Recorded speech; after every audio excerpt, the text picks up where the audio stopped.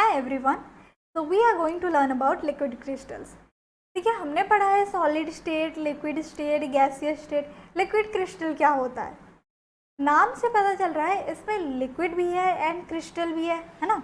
That means ये जो substance है कुछ प्रॉपर्टीज लिक्विड स्टेट की तरह शो करेगा एज वेल एज कुछ properties crystalline state that is solid state की तरह भी शो करेगा. ठीक है, तो लिक्विड क्रिस्टल मतलब it can be considered as the intermediate state of matter between the solid state that is crystalline state and liquid state. Okay, देखिए हमें लिक्विड स्टेट कैसे मिलता है? जब ना हम सॉलिड स्टेट को हीट देते हैं, उसको गर्म करते हैं, तभी लिक्विड स्टेट मिलता है ना. अगर मैं आइस को गर्म करूँगी या फिर उसका टेम्परेचर को हाई करूँगी तो मुझे वाटर, लिक्विड वाटर मिलता है. क्यों, ऐसा क्यों? क्योंकि सॉलिड स्टेट में बहुत ज़्यादा फोर्स ऑफ अट्रैक्शन होता है और उस फोर्स ऑफ अट्रैक्शन को तोड़ने के लिए हमें बाहर से हीट देना पड़ता है. ठीक है ना. और जब हम हीट देते हैं लिक्विड स्टेट मिल जाता है. हमें काफ़ी ज़्यादा हीट देना पड़ता है. वो डिपेंड करता है कौन सी मैटर या फिर कौन सी सब्सटेंस हम ले रहे हैं, है ना. तो हर एक सब्सटेंस का जो लिक्विड हम लिक्विड कब मिलता है? मेल्टिंग पॉइंट में मिलता है. तो मेल्टिंग पॉइंट डिफरेंट होता है डिफरेंट सब्सटेंस का. ओके, तो मुझे solid state to liquid state कब मिलता है? जब मैं हीट देती हूँ, है ना. लेकिन ऐसा कुछ सॉलिड्स हैं जो कि लिक्विड स्टेट में कन्वर्ट होने से पहले एक और स्टेट में कन्वर्ट होते हैं. ठीक है, तो वहाँ पे क्या होता है, ऐसे सॉलिड स्टेट अगर मैं ले लेती हूँ और उसको ना मैं हीट कर रही हूँ, हीट करने से मुझे एक और स्टेट मिल रहा है. ये क्या है? Turbid liquid. वो है टर्बिड लिक्विड. ओके, और इसको अगर और मैं हीट करूँगी तो मुझे लिक्विड मिलेगा. ठीक है, तो ये जो टर्बिड लिक्विड या फिर ट्रांसल्यूशेंट लिक्विड, ये ना देखा गया है कि ये एनाइसोट्रॉपिक है. ठीक है, ये क्या है? एनाइसोट्रॉपिक. अच्छा, what do you mean by anisotropic? हमने सॉलिड स्टेट में पढ़ा है कोई भी सब्सटेंस जो भी जिसका कि फिजिकल प्रॉपर्टीज़ का वैल्यू अगर डिफरेंट रिएक्शन से मेज़र किया जा रहा है, डिफरेंट वैल्यूज़ मिल रहा है, तो वो एनाइसोट्रॉपिक है. लेकिन फिजिकल प्रॉपर्टीज़ का वैल्यू अगर डिफरेंट डायरेक्शन से मेज़र करने के बाद भी हमें सेम वैल्यूज़ मिलता है तो वो आइसोट्रॉपिक है. लिक्विड हमारा क्या है? आइसोट्रॉपिक है. ठीक है, ये क्या है? आइसोट्रॉपिक. ये ट्रू लिक्विड है. और ये जो टर्बिड लिक्विड ये एनाइसोट्रॉपिक है. And we know crystalline solids, जो क्रिस्टलाइन सॉलिड्स है वो एनाइसोट्रॉपिक होते हैं. इसका मतलब ये जो टर्बिड लिक्विड है ये क्रिस्टलाइन प्रॉपर्टीज शो कर रहा है ना. ये एनाइसोट्रॉपिक है.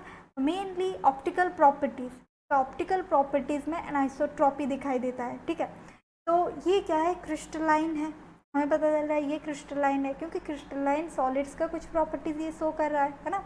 तो इसीलिए इसको कहा जाता है लिक्विड क्रिस्टल.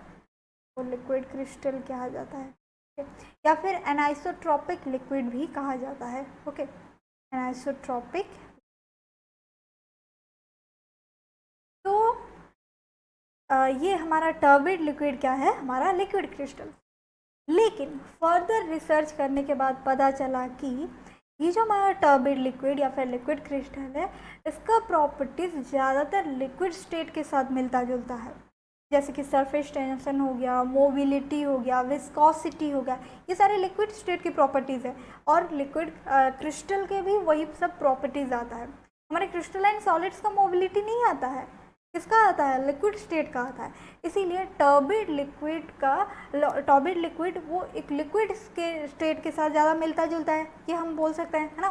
तो इसीलिए हम ना लिक्विड क्रिस्टल या फिर एनाइसोट्रॉपिक लिक्विड कहना इसको गलत होगा. ठीक है, तो that is why another new word was introduced, that is mesomorphic state. mesomorphic state. अच्छा, ये ना एक ग्रीक वर्ड है. ये क्या है? एक ग्रीक वर्ड है और इसको ना फ्रिडल नाम के एक साइंटिस्ट उन्हीं ने इंट्रोड्यूस किया था. ये मेसोमॉर्फिक का मतलब है इंटरमीडिएट. तो हमारे लिक्विड क्रिस्टल क्या है? Solid state and liquid state, इनके एक बीचों बीच स्टेट है, इंटरमीडिएट स्टेट है. ठीक है, तो इसीलिए मेसोमॉर्फिक वर्ड अप्रोप्रिएट है.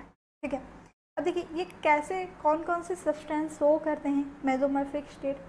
ज़्यादातर ये ऑर्गेनिक मॉलिक्यूल्स ही शो करते हैं जिनके पास लॉन्ग चेन होगा और वहाँ पे एक terminating group like OR COOR होगा, या फिर इंटरमीडिएट में मतलब मिडिल में क्या होगा, मिडिल में N डबल बंड NO, या फिर C डबल बंड C होगा, या फिर C ट्रिपल बंड N। ये सारे ग्रुप्स अगर मिडिल ऑफ द चेन में आता है, या फिर ये अगर टर्मिनेटिंग ग्रुप्स आता है, तो हम ऐसे कह सकते हैं कि उस ऑर्गेनिक मॉलिक्यूल लिक्विड क्रिस्टल या फिर मेसोमॉर्फिक स्टेट शो कर सकता है। ओके, और तो और ना हम इसका एप्लीकेशन देख सकते हैं, इंडस्ट्रियल लुब्रिकेंट्स जितने होते हैं वो मेसोमॉर्फिक स्टेट में होते हैं।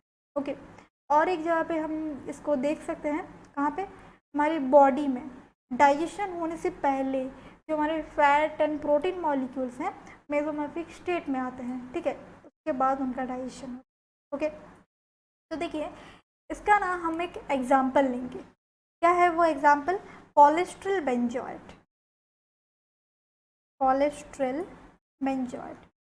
ओके, तो ये जो कंपाउंड है इसका मेसोमॉर्फिक स्टेट 1988 में फाउंड किया गया था। तो इसको मैं क्या करूँगी, पहले हिट करूँगी। ये तो पहले सॉलिड स्टेट में होगा, तो इसको मैं धीरे धीरे हिट करूँगी, तो 145 डिग्री सेल्सियस में मुझे मेसोमॉर्फिक स्टेट मिलेगा। क्या मिलेगा? Mesomorphic state. ओके, ये हमारा मेसोमॉर्फिक स्टेट। तो अगर फर्दर हीट दिया जाता है एट 178 डिग्री सेल्सियस में मुझे लिक्विड स्टेट मिलेगा। तो पहले मुझे सॉलिड स्टेट था मेरे पास, तो पहले मुझे क्या मिला? Mesomorphic state, and then end में मुझे लिक्विड स्टेट मिला। ओके, तो जो फर्स्ट टेम्परेचर है 145 डिग्री सेल्सियस, उसको कहा जाता है ट्रांजिशन टेम्परेचर। जिस टेम्परेचर से कि solid to mesomorphic state conversion होता है, इसको हम बोलेंगे ट्रांजिशन टेम्परेचर। ये क्या है? Transition temperature. ओके, और दूसरा जो टेम्परेचर जिसमें हमें mesomorphic state to liquid state मिलता है, उसको हम सिंपली बोलेंगे मेल्टिंग टेम्परेचर या फिर मेल्टिंग पॉइंट, है ना। इसमें हमें लिक्विड मिलता है, ट्रू लिक्विड, इसको हम बोलेंगे मेल्टिंग पॉइंट या फिर मेल्टिंग टेम्परेचर। ओके, तो डिफरेंट हमारे जो सब्सटेंस होते हैं उनके transition temperature and melting point भी वेरी करता है। और तो और देखिए, हमें पता चला कि solid state to liquid state में जब हम कन्वर्ट करते हैं तो बीचों बीच एक स्टेट आता है, उसको हम कहते हैं मेसोमॉर्फिक स्टेट ना।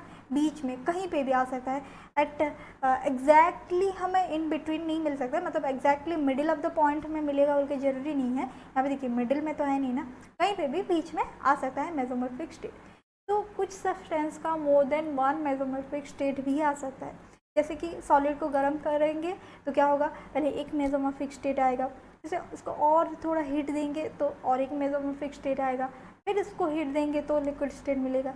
ऐसे 2 से 3 मेसोमॉर्फिक स्टेट्स आ सकता है। ओके, वो डिपेंड करता है स्ट्रक्चरल अरेंजमेंट के ऊपर डिपेंड करता है हम कौन सी सब्सटेंस को ले रहे हैं। ओके, हम इसको आगे चल के डिस्कस भी करने वाले हैं।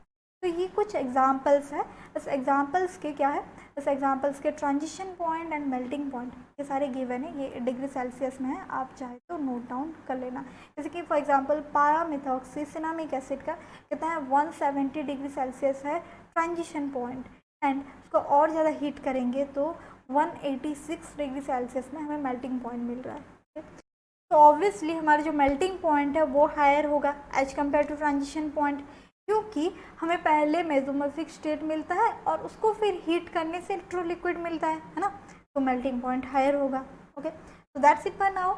हम क्या करेंगे नेक्स्ट चैप्टर में, हम नेक्स्ट वीडियो में phase diagram of liquid crystal को डिस्कस करेंगे। ओके, तो इसका ना एक अच्छे से नोट्स बना देना, और नोट्स ना आपको टेलीग्राम में भी मिलेगा। So don't forget to like share and comment. Bye bye, take care.